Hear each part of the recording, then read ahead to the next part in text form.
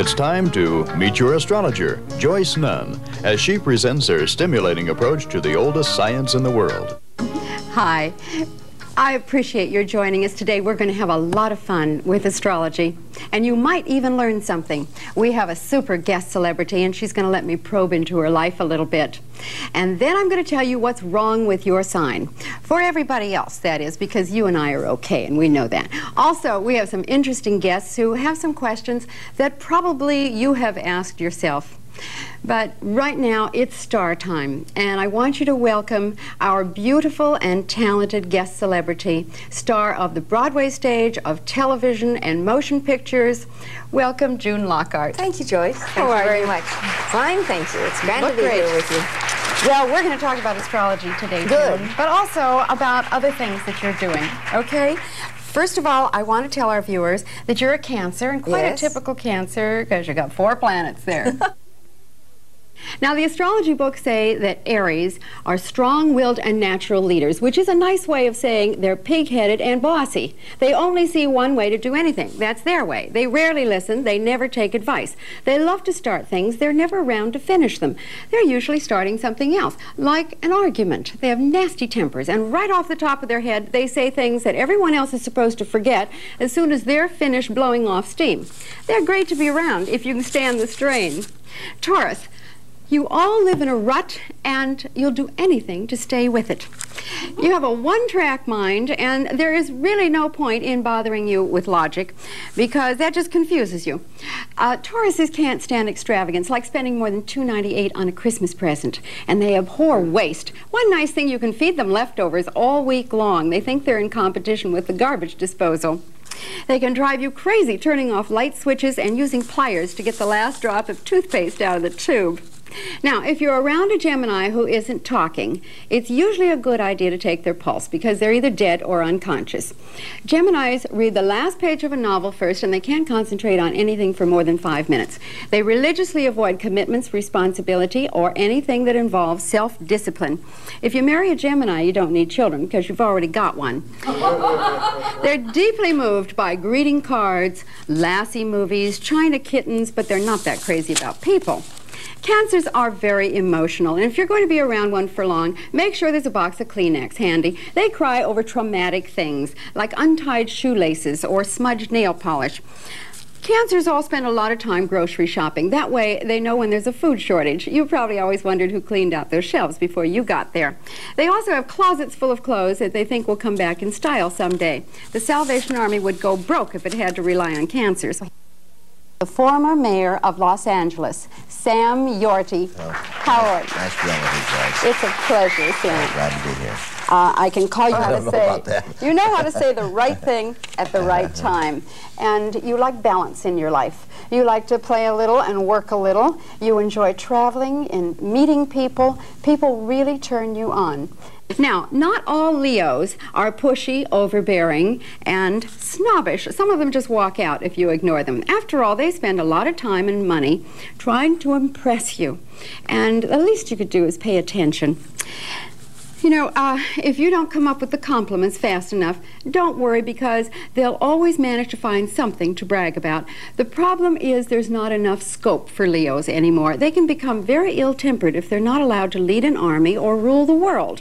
Some of them just settle for dominating their families or bullying the Little League on weekends. Virgos are happiest when they have something to gripe about. Inefficiency drives them up the wall. They'll do most of your work for you just to make sure it's done right. They really have no use for people who mess up the files. They love doing things with their hands, like picking the lint off your coat while you're talking to them. And they're always telling people things for their own good. Virgos like to be nurses or teachers or prison wardens, where they can point out to the helpless and unfortunate how helpless and unfortunate they are.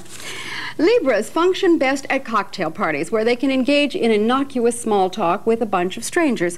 They're constantly bored, but they know how to smile and nod in the right places. At home, they're lazy and self-indulgent and always yelling at everyone that they need peace and quiet. They ignore problems, refuse to make decisions, and collapse promptly under pressure. When they're not happy and elated, they lapse into silent gloom, waiting for someone to come along and make them happy again. Scorpios are devout masochists. They go through life punishing embarrassing themselves and everyone else. They'll stop speaking to you for forgetting to empty the garbage.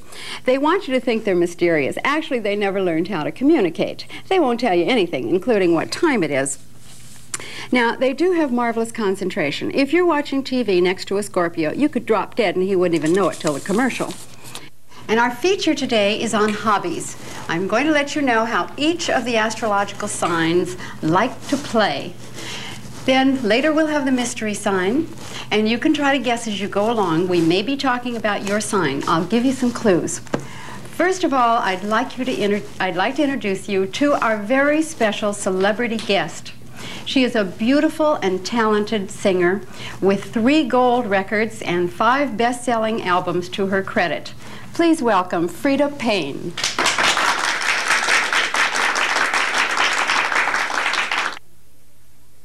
Your average Sagittarian is a paranoid schizophrenic. He wants total freedom but hunts under the bed for his wife's lovers. It was the Sagittarian who invented the chastity belt. They all have big mouths in order to accommodate their feet. They religiously avoid thinking before they speak. Most Sagittarians are used car dealers and blackjack dealers. They also get picked up a lot for speeding.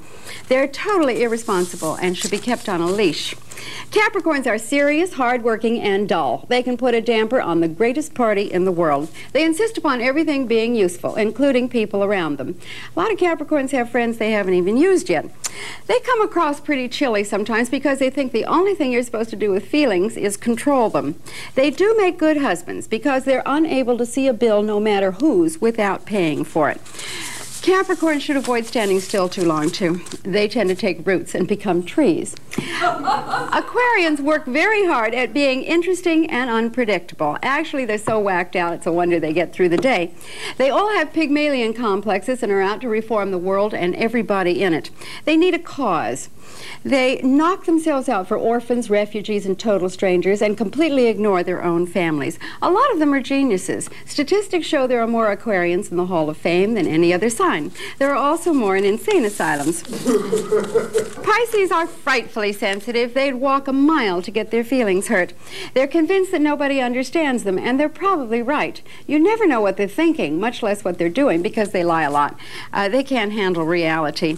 They keep searching for that pot at the end of the rainbow, even though they misplaced the map years ago. They spend a lot of time losing things, getting mugged, and wondering what happened with all the money. Now, I guess we've about wrapped up Aunt Clara and your next-door neighbor and your ex-husband. This program has been presented for your information and entertainment. The remarks expressed are personal and may not reflect the views of this station.